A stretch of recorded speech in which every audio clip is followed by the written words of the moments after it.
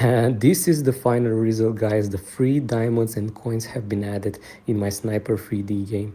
Yo guys, Sniper 3D gun shooter, free diamonds and coins. This is a legit method, no trick involved. These resources are offered by some big sponsors. Now let's get straight to the reason why you're here. Firstly, make sure your power saving mode is disabled. I'm gonna enable and disable it again.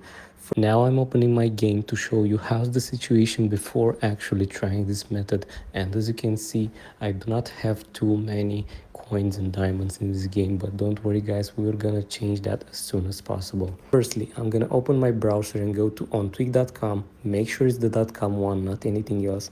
Then I'm searching for the Sniper 3D game and tap on start.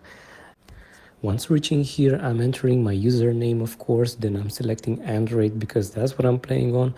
And of course, I'm gonna go with the max value of resources. And as I mentioned earlier, guys, these resources are given by some big sponsors. And if this is your first time here, they will surely ask you to do an additional step in order to get them. Don't worry about it. It takes some minutes or more, but this is completely free and very easy to do. Now, let's check the game and see if this method worked, guys.